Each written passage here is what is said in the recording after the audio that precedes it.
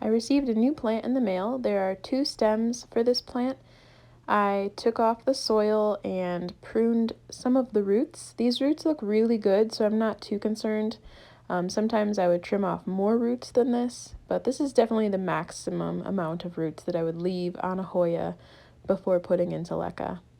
I decided that I'm going to put a trellis into this pot before the plant even needs it because I think it's going to want to climb pretty quickly, and it's difficult to put a trellis into the pot after the plant has started rooting in because the leca doesn't let you just force in a trellis like soil would.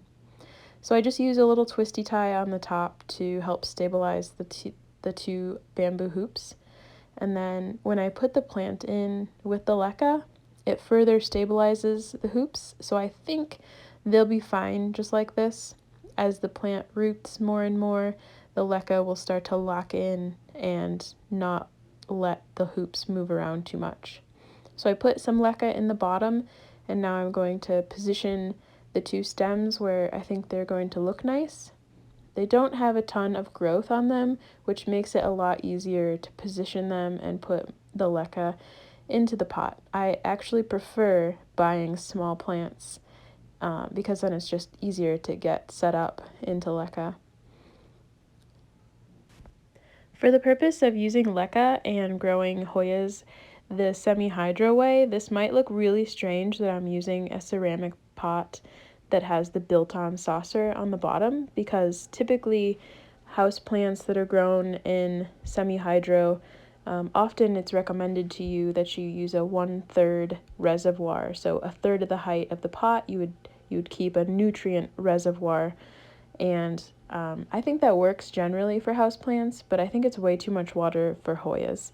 In my experience, Hoyas don't need much of a reservoir at all, and when I'm watching my Hoyas very carefully, if I have water sitting in the bottom of the pot for too long, the very bottom roots will start to get mushy. So they can sit in water and fresh nutrient water for a couple days, and the roots will grow in that and they'll be completely fine. But it seems like if they're sitting for too long, then they do start to rot. And you don't have to worry, it's not gonna like rot all the way through your roots just because you have a little rot at the bottom. It's not a big deal if you happen to see that. It's just a sign when you see that to pull back and not have as much water. So I really love these pots that have the built-on saucer because it's just a safeguard. If you only put in as much water as will fit in that little saucer, that'll be perfect. You'll never be soaking your Hoya with too much water.